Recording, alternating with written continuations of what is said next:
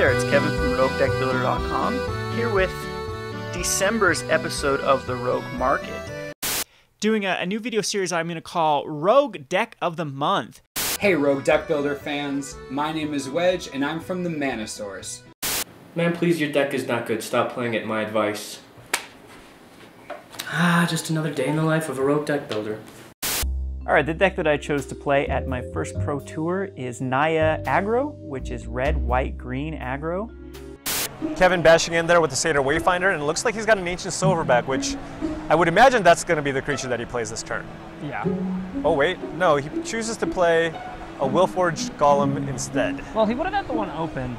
I don't know if he's trying to bait removal. I'm not 100% if there's any removal that really says you can't regenerate. Flesh to Dust. Okay, so maybe that's his goal. And wow, had the read. Yeah, well, I mean, I didn't know if he had Flesh to Dust or not, but yeah. that's the reason for that play.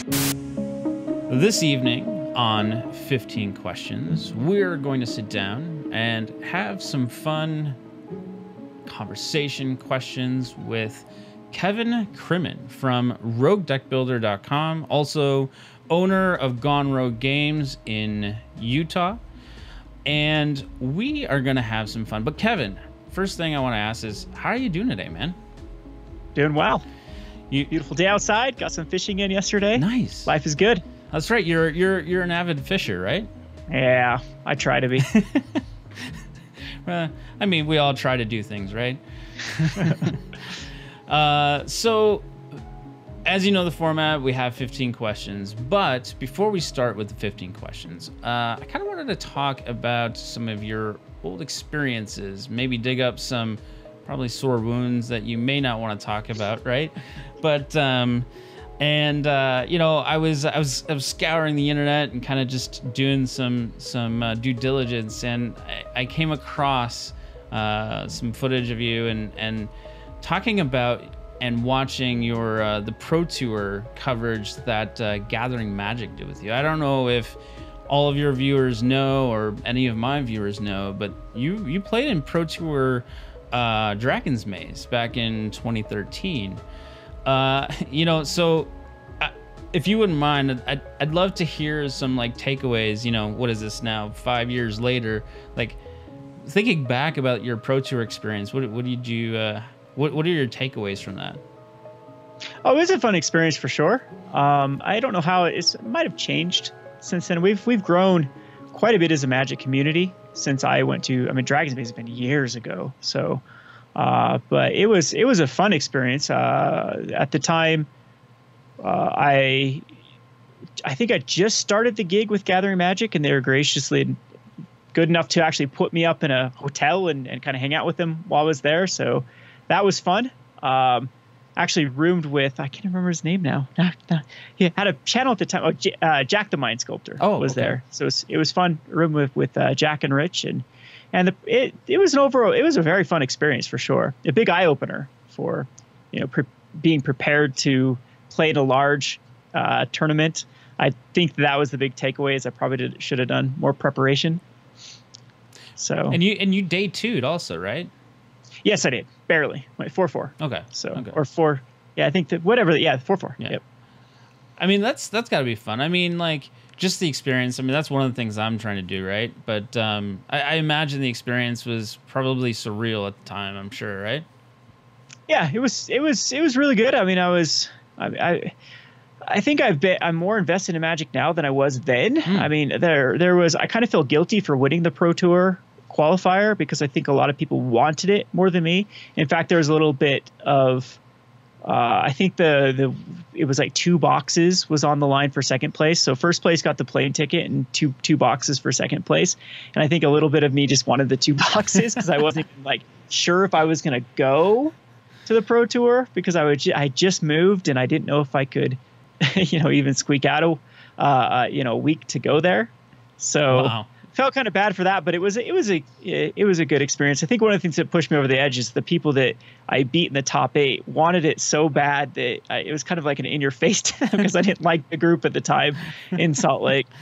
Right. They're kind of snooty. They kind of looked down at us players we were kind of considered the casual store And so for a bad casual player to win, it's, type thing. So yeah, but I mean, bad. I mean, like you won with Soul Sisters. I mean, it's like, it's, a lot of people say, oh, it's not a real deck. It's like, just shut up. It's a real deck. Okay. And I didn't play Burn the entire day. It was all Jeskai and Jund. So wow. Nice. So then, taking a small leap forward 1 year later, Salt Lake City, you had a feature match, at GP Salt Lake City, and, the damned Lava Axe, right? Like that's what did you in that Lava Axe and the cone, right?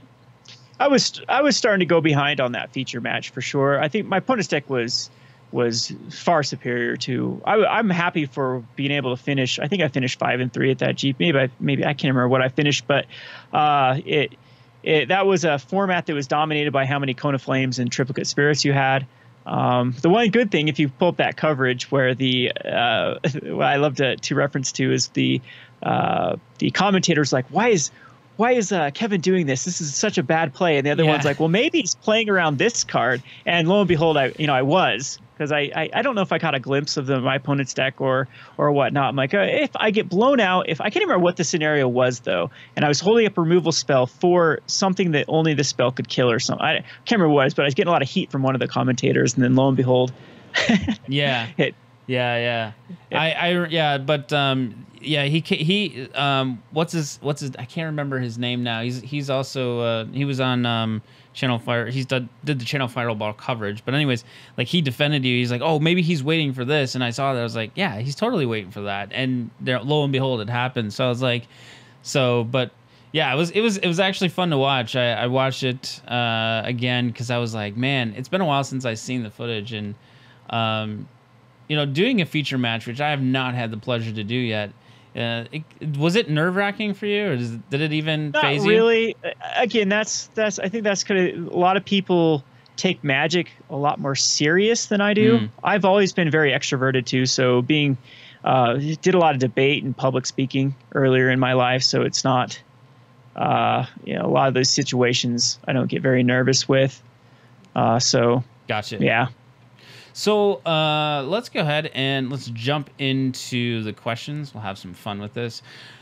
First question that I have for you, and I don't know if somebody's ever asked you this, but why did you choose to call yourself either like Gone Rogue Games or Rogue Deckbuilder? Like, where did that come from? That was my very first Grand Prix that I ever attended. Grand Prix Salt Lake 2012, I believe is what it was. I had just gotten back into Magic. And again, it was I competed, I think, back in Torment before then, so years and years ago. And then I just played either little patches here and there of Magic or just quit altogether. And then I got back in around Mirrored and Besieged, and then it was the new Phyrexia had just come out, I believe, and went to the Grand Prix. And it was constructed, and there was a deck that was the Boogeyman deck at the time called Wolf Run Ramp.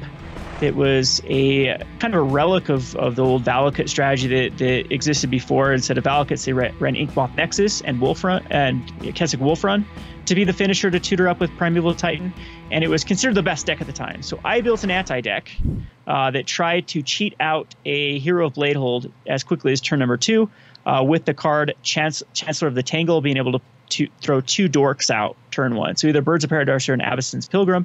And I was facing, I believe, either round 2 or round 3 in what's called a grinder that you can play the day before a GP. And if you win the grinder, you get 3 buys. So at the time before that, the only way to get 3 buys was the Planeswalker points. You had to have like an obscene amount of Planeswalker points, or you had to be a professional player. And 3 buys are pretty important at a Grand Prix. To start off 3-0, you kind of dodge a bunch of the more wacky builds, and you can play more to the meta at that point. So really wanted these buys. I also wanted to get my feet wet for competitive play. So I was sitting down, and the guy across me was bragging about how flies to all the GPs and such a good player, already has 2 buys, and he just wants his other buy, blah, blah, blah, blah, blah. And so we sit down, I go first turn, reveal Chancellor of the Tangle, drop 2 dorks, second turn, Hero Bladehold, win. And then, so he like kind of huffed it off, blah, blah, blah, whatever, go to sideboard, lucky, blah. So then next game, reveal Chancellor of the Tangle, Birds of Paradise, Avacyn Pilgrim, go. And then Hero Bladehold, and then he slag storms, and I still have my Hero Bladehold out, and then the Hero Bladehold just wins the game in a couple turns. And the dude got so salty, and he slammed his chair and made a scene about how I think it was like $30 for this grinder, and the price support was awful for this 6-round grinder. And so he just went on his high horse about how I wasted his money and I wasted my money, and there's no way that I was going to win this grinder with my Rogue deck. And so I'm a troll. I love reactions out of people, especially when I can get people to negative react. It's it's ever since I was a toddler, I've been doing this sort of thing. So that to kind of replicate that scenario has always been a goal of mine, to get these people that are so hell-bent on playing a certain way of Magic, like there's some sort of etiquette that you have to play a certain type of deck. You have to be so meta where play the number one deck. So it just rolled off the tongues, Rogue Deckbuilder. So I was the Rogue Deckbuilder to make all the more net deckers rage about me playing a Rogue deck at a large tournament. And the deck went on to be pretty successful. I won the grinder, so that was so got my 3 buys. Ended up going 6-3, so went 3-3 at the GP, and then ended up top 16ing the Star City Open the next day with a very similar deck. I ended up cutting the Chancellor of the Tangles, but other than that, it was because I didn't get the dream scenario at the Grand Prix like it was in the grinder. So that's how the origin started with the Rogue Deck Builder. Just what that person said, have fun losing with your Rogue deck. That was the end. Nice. Yep, that's a great story. I actually I've scoured your channel. I don't know if that story is even out there. So I've said it. Have you? I've said it a bunch of times here and there, but I'm the most unorganized person. It's probably hidden on some video somewhere. So so I guess that leads me to my next question, right? Like you've had a YouTube channel for quite a while now, but like why did you start a YouTube channel? And and hold on, to add to that was there any YouTubers at that time when you started that sort of kind of influenced you to do it? Well, this question would make me throw up in my mouth with influencers because I have no respect for this person anymore. But Frank Lepore was one of the people that I watched. And I'm like, well, Frank had such a bubbly personality. He seemed to have fun with the more wacky decks. So definitely a kindred spirit in that part. And so I'm like, Frank can do it. I can do it. I also used to watch a lot of Husky StarCraft at the time. I am an ex-StarCraft player. So the whole gaming YouTube was, I consumed a lot of that sort of content before I started a channel. But the YouTube channel was actually an accident. Oh. So I was still a little bit, worked for some companies before, I told you this before you started streaming, just some of the background of I worked some companies and then hit the recession and got laid off from the job that I was trying to build towards, long term. So it sucks like going back to square one after you've been working for a company for years. And I think it was that point that I was like, I'm never working for another company. I wanted to work for myself. And I was after I'd lost that job, I started working as a forklift operator for a trucking company, and it made good money, but it was just awful work. And so I quit the job to actually become a personal trainer. And that's what I was going to do. So the whole Magic Point was a experiment to lead into more of like personal training videos or something to do along that point. My whole master plan was to do affiliate marketing with it. So like, this is what I do, this is what I use, this is where I can buy it. And at that point, some of these companies were paying upwards to 30% for the affiliate marketing fees. And it just seemed like a pretty reasonable route to go. Sad thing is, some of the people I used to follow with 1,000 followers now have over 2 million followers on YouTube. And I'm like, man, maybe I should have kept going down that route, and maybe I'd be a lot more successful on today. But I started the YouTube channel and made a deck just called, I can't remember what my first deck was, but the one that took off was Epic Experiment. And I must have been the only person on the internet brewing with Epic Experiment. And I think one of my videos got 1,000 views. And at the time, that was quite good for an MTG YouTuber. And I hit that 1,000 sub pretty quickly. and it just seemed to all take off very, very quickly. And so it became, and then Gathering Magic picked me up when I think I had less than 3,000 subs at the time when I got my first sponsorship. So it just seemed pretty feasible. I got way more into Magic because of the YouTube channel. I think if anything, the YouTube channel has made me stay with Magic for as long as I have. Wow. Because it's, that's nice. You know, I mean, like it's grab a hold of you. It's like, I'm going to keep you here, right? Yeah, and I'm happy with it. Now I own a store here, and so I'm pretty entrenched in the Magic scene now. So this is not a question, but I guess you kind of lead me into it. Did the store become was it the store before the YouTube channel or the YouTube channel? No, YouTube channel way before the store. We've only been here for we're almost up to 3 years for Gone Rogue Games. Okay. So, yep. Nice. So the last question I have for you as far as being a YouTuber is, what is your favorite thing about being a YouTuber? Well, I'm definitely, where's Zach so he can attest this. The more people that listen to me, the more it feeds my ego. So again, very extroverted. I actually like having a following, it feeds me. That's just my personality. So I like that aspect to it. I like being able to showcase my creativity. I'm definitely a Johnny in as far as the Mark Rosewater kind of demographics of people that play Magic. I fit more with the Johnny personality than anything, as I like to kind of showcase creativity. So yeah, it feeds a lot of outlets in my life of interacting with people, building something, working towards something. So nice. A lot of fulfillment off of the YouTube channel. Nice. Yeah, I mean, that's always good. Like being able to be just having fun and being satisfied with what you're doing, I think is most important. Like a lot of people talk about, oh, it needs to be, I need to be successful and have a ton of stuff. I mean, I think it's more about, like you said, it's more about having fun and doing what you want to do. All right, so now we're going to turn this to the next phase, and we're going to talk about Magic the Gathering specifically, as opposed to anything else. Like what else would we talk about, I guess? But so the first question I have for you is, what is Kevin's origin story in Magic? Like, how did you get started in Magic, and what hooked you in? Like, what grabbed you, and what took you there?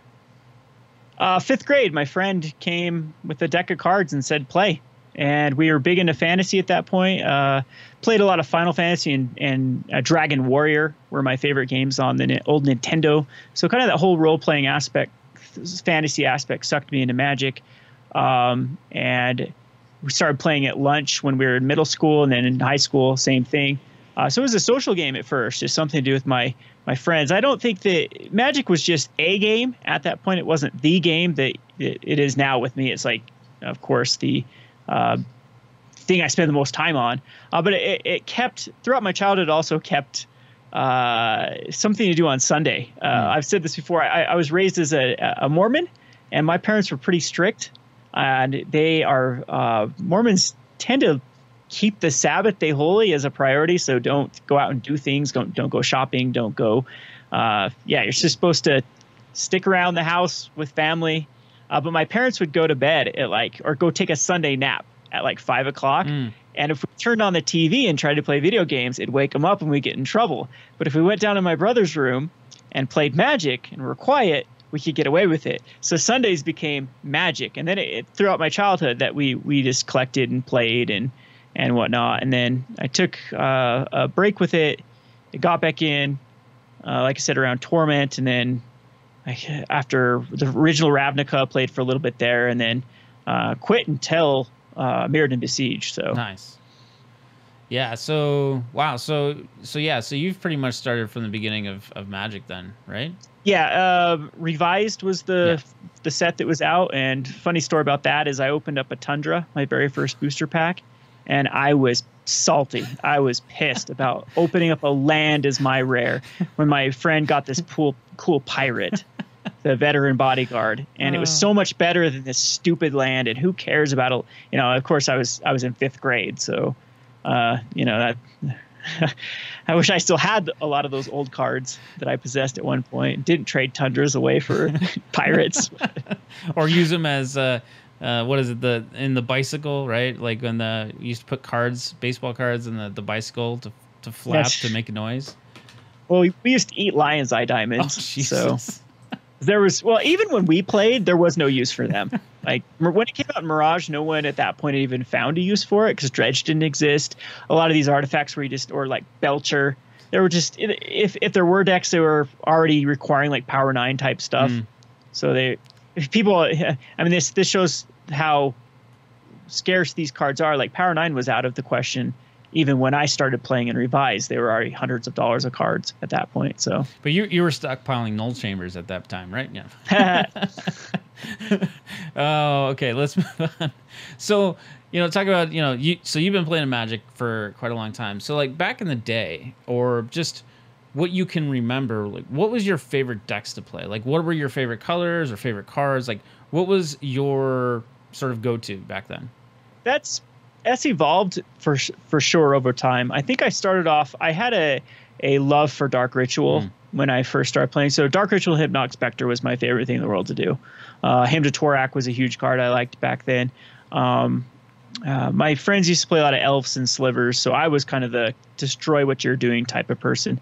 I guess an early control player a little bit. But then I think it was Oversold Cemetery was the card that really switched me into a synergy player when I discovered just a lot of trying to find as much value synergy as possible. And I think since then that I would describe myself not as a combo player, even though combos are quite representative in a lot of the decks that I build. But most of the decks don't have to rely on the combo. They rely on the synergies that work around the combo. So Oversold Cemetery was the perfect card. For that, the card that I'm in love with right now is Marinette Master. That's been my favorite card in a long time that's been printed. Vizier of Menandry I've been pretty obsessed with lately. All good cards. Those Catcher's Monument, all the synergy all the cards, the build around cards that's my play style. So favorite color is black still. I just like the way that black plays out. Basically you can do anything but at a cost. So yeah, there's nothing wrong with that. Yeah, I like blue. I think blue, black. Yeah, those are good colors. So here is a question that a lot of people like sort of cringe at, or probably don't jump right in, and it's sort of kind of like it's got some undertones to it. And the question is really, what is your least favorite thing that Wizards has either created, released, or done in like modern play? Let's just say, we'll focus within the last, say, 5 years ish. Like, and are you saying the modern format or any like modern play, so the modern day Magic, like what we know of Magic today? What is this open to? Because the cardinal sin, the worst thing that they've done is try to push their political agenda into the game. And I've been very outspoken about that. That, of course, irks me, being in a flyover state, being in, we oftentimes think that our values and just goals as a people are often ignored by the elitist on either coasts. And that's of course irked me the most. It's funny seeing like a YouTube creator like Magic AIDS going through a very similar thing that I went through, being pushed over the edge about something innocuous or innocent. But yeah, that's something that's irked me. I haven't been impressed with Sam Stoddard and Mark Rosewater as far as the game is concerned. I think that both of them, it's probably time they step down or reevaluate the way they design cards, because Kaladesh, I think, was a mess. The Stoddard cards are always a mess.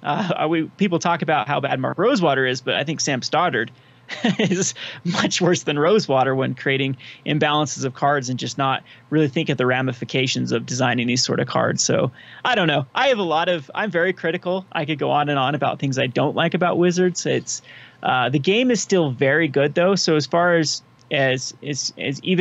even Mark Rosewater on his worst day is probably better than the vast majority of similar games. I've tried other games like Pokemon, Yu-Gi-Oh! Those are just awful compared to Magic. I think it's hard for me to get in other games because of how good Magic is. So that's what Magic has going for it. The game is great. Unfortunately, I think the company fails at literally everything else, is from community to now their distribution, which they're shutting down, to communicating with their local game stores, to running a Grand Prix circuit Pro Tour circuit that is just laughable compared to other esports. I don't. So I could go on and on and on and on and on. But biggest blunder I think would just to be really hiring people based upon their rather than in their gaming merits, on their political merits. I think is the worst things Wizards done in the last 5-10 years. Yeah, I'm right there with you. I think there's a lot of things that you can talk about, but it's an interesting question to see what people say, because I think the passions for things that someone doesn't like about Wizards of the Coast, it varies drastically. But to kind of just close this section off and kind of just end it on a positive, like, what is your favorite thing about Magic the Gathering? Magic is the social game for me. I like to describe it as my generation's golf. I am not into bowling or golf or the ways that people used to socialize, especially when you get into your adult life. So Magic's filled that role.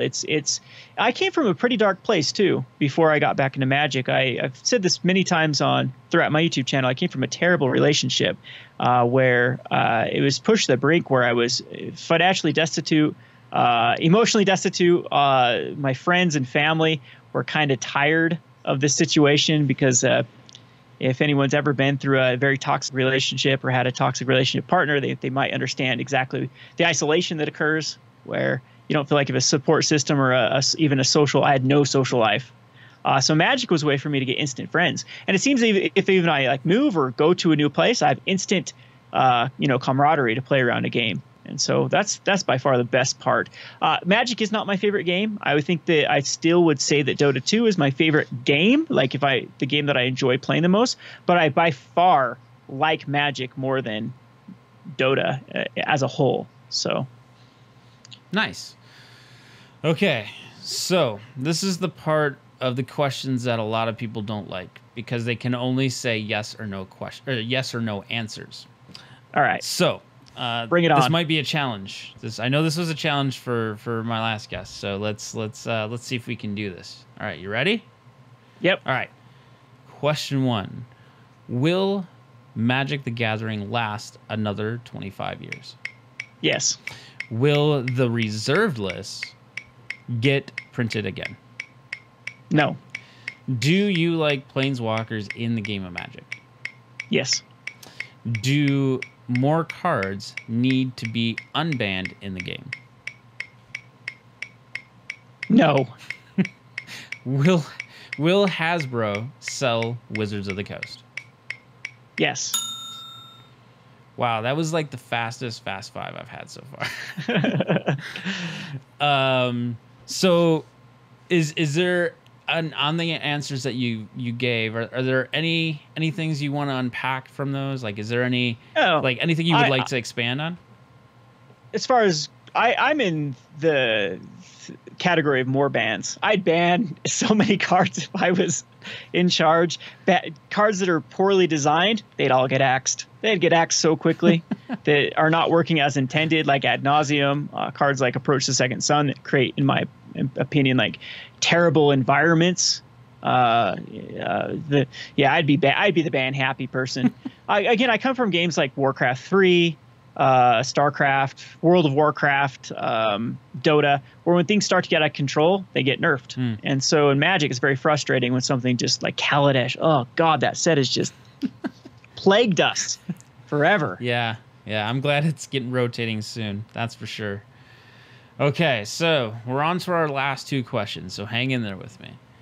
This one is actually kind of fun. I actually like the responses that I get out of this one. And I think you'll like this one. Is if you could change one thing, and let's just say, let's put you in the design seat at Wizards of the Coast, okay? Specifically design, like the next set, so all the Ravnicas are done. So the first set after all the Ravnicas, like if you had to change one thing about how the game of Magic was designed or how it was sort of created in the sort of logic of the gameplay, what is there anything, or just give me one thing that you can think of that you would change? I wish there'd be some. There's not a definitive answer here, but I wish there was a way to reduce the variance. That's the biggest problem I have with Magic, is being so frustrated when variance just is the biggest factor. My last tournament PTQ I played in, most busted pool ever. Lost to just terrible variance round 1 into round 2, and then dropped because got a contention at that point. And I don't know how they could do it though, is the thing. With the way the mana base works, or just lands in general, if they can do it without screwing up. Because I've seen other games like Kaijudo or Dice Masters and stuff that have a different resource. They still have variance, but they have at least a little bit ways to make sure that you can still play the game rather than just get stuck out of a color or stuck out of lands completely or getting flooded. But again, that's a hard one to say that I could change. If I was a policymaker, though, I would really, really expand on the play test or the play design team. And I think that we've had some bad standards with a lot of duh cards that just seem too pushed. And I think that if Magic needs to change one thing, that's that. They need to invest a lot more in that aspect of it. I don't think they can get away with another bad standard season. I think this next one is do or die for Magic. Do you think that... and this is not a question, but you kind of just triggered a question for me, is like when rotation happens and now we will have just Dominaria or Dominaria core and then the Ravnica sets, like, do you think like there's a potential there that they could fix standard? Because what Kaladesh and Aether Revolt were really the sores right now, right? Yeah, well, you know what? Amonkhet's got a lot of cards that... Amonkhet as a whole doesn't look like it's a problem, but it actually is. There's some cards in there that are also very pushed. That keep... Even if a card isn't necessarily seeing play, the fact that it exists shuts down things from ever seeing play, because once they do, then they just get shut down by... that card will come in. But, yeah, it should make for an interesting standard. I thought that... Arena before Kaladesh came in was sort of interesting, but again, it was Amonkhet cards that were ruining that. Not really Ixalan or Dominaria. Should be the Wild West, though, when it rotates out. It'll be interesting. There are some cards, though, that do seem very pushed, like Teferi. That's one that I have an issue with right now. It doesn't lose a whole lot. There's a block where Amonkhet going out is going to really, really hurt Teferi. Yeah. Because a lot of those support cards are definitely from the Amonkhet block. Yeah, I would agree with that. All right, so let's just say Timmy down the street comes up to you. He's never played Magic before, and he's like, "Kevin, I want to get into Magic. What kind of advice would you give that new player starting out? And like, what are some things you would tell him about getting into the game of Magic?" A store owner, I do it every day. Which is the question. Be smart with your money is the biggest thing. Don't go chasing those booster packs. Just mess around. Again, there's websites you can kind of dink around with for free. Get into at least download MTGO just so you can build decks and save decks and export and import decks. You don't even have to buy the cards, just to have a easier way to sort through possibilities. But yeah, and also just find out what you love and don't let other people pressure you into something. There's so many ways to go in Magic. If you like Commander, go find a Commander group. If you like Standard, play Standard. I think that a lot of people just harping on other people's way of playing cause a lot of new players to get frustrated and get out of the game.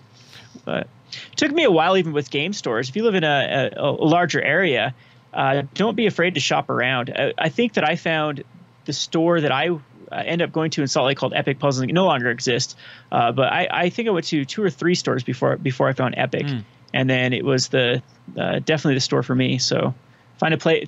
Again, it's a social game. You need to think of it more as finding friends than or finding people you can tolerate playing, rather than a game in itself. So. Well, I mean, like, so, and sort of a leading question or leading answer is a question from your answer that you had was, finding the right game store. Like, how did you know, what was your game store? Like, what made you realize that was your game store? Oh, the very first draft I did there, it was, oh man, I'm going to sound terrible here. Incredibly welcoming, at least to me. I came from a weird place though. I was a jock at the time. Well, I was a big, like I said, I was trying to become a personal trainer. So, yeah. And the first couple of stores I went to, just very obnoxious people. Like I don't get along with the real gaming culture. A lot of times they rub me the wrong way, being too much of a normie for them. But so I found a mom and pop. Epic Puzzles and Games was a small little mom and pop store run by a couple, and they were just really friendly with me. The other people smelled good, had good etiquette. It was fun. It wasn't like cutthroat. When I'm the most cutthroat person in the room, that's probably a good sign. Like I'm pretty competitive, but usually there's always people that are going to be way more competitive than I am. And so it just, all worked out. It felt like a place where I got, kind of belonged. And I still have lifelong friends from there. I met up with them at the GP, had a good chat with them, had a good, they're still doing pretty well, which is good to hear. Nice. But yeah, it's magic. And I'm not saying these other game stores shouldn't exist. We had like a really dingy store in a mall with a lot of goth looking people and, that sort of thing. Go there. That's your group. I don't want to intrude on, everyone should have the right to exist in any capacity they want to. A community they want to build should be allowed to be built. So, yeah, it's about being comfortable, right? Like going to a game store, it's about being comfortable. If you're comfortable, then that has to be where you're at, right? Yep.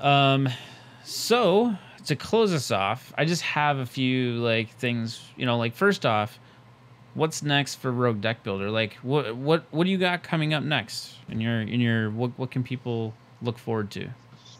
We are still. I resurrected the Rogue Master Brewer. So any of you that are a kindred spirit with my story earlier about building decks, that's the goal of my channel is to try to create new, interesting deck ideas that were still competitive. I don't think that I am the type of person that's just going to build a deck that fails 9 out of 10 times. I want to try to 5-0 with all of my decks. I get the most satisfaction when I'm able to do reasonably well with a deck. So we created a competition called the Rogue Master Brewer that has a different goals of the deck. Like it's supposed to be creative and fun and competitive. And if you think you have a deck that fits up to those criteria, come check it out, roguedeckbuilder.com, and it's the front post right now.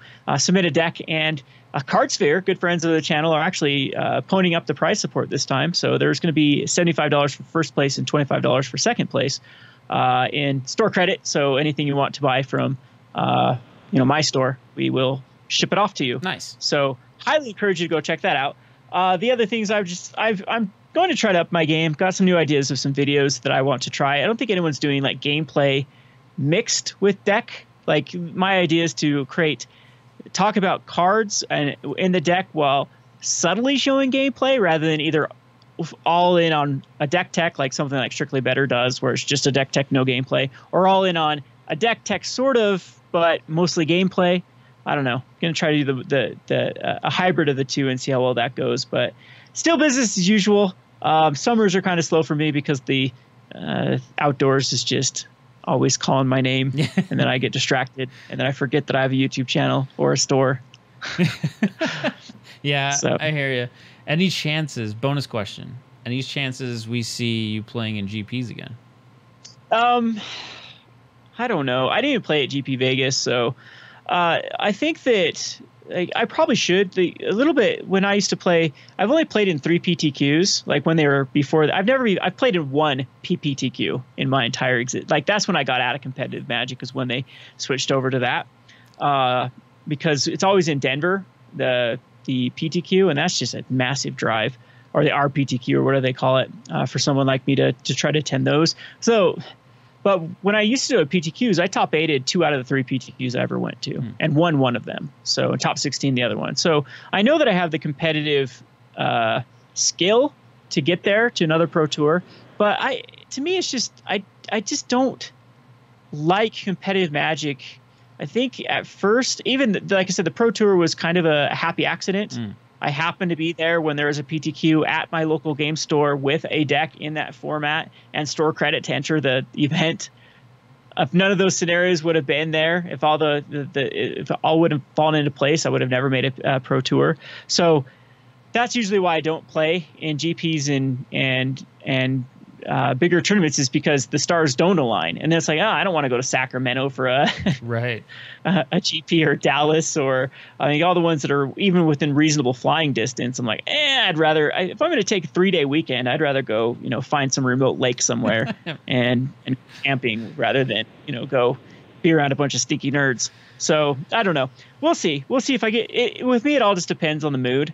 If I ever decided that I want to get back into competitive Magic, yeah, I'll definitely do it. But I feel very satisfied with just having a community, having a store, brewing some decks here and there, showcasing some decks on Arena. It's nothing to prove. So that's fair. That's fair. Well, Kevin, thank you very much for joining me on this 15 questions. I definitely learned a lot more about you than I've already known. Yeah. I guess I probably need to watch more of your videos. Speaking of, if you have not subscribed to Rogue Deckbuilder's YouTube channel, I'll leave a link down in the description. Make sure you go check him out. He's got so many videos in there. I clearly have not watched them all, and I've been watching his channel now for 1.5 years. So, yeah, thanks again for joining me, man.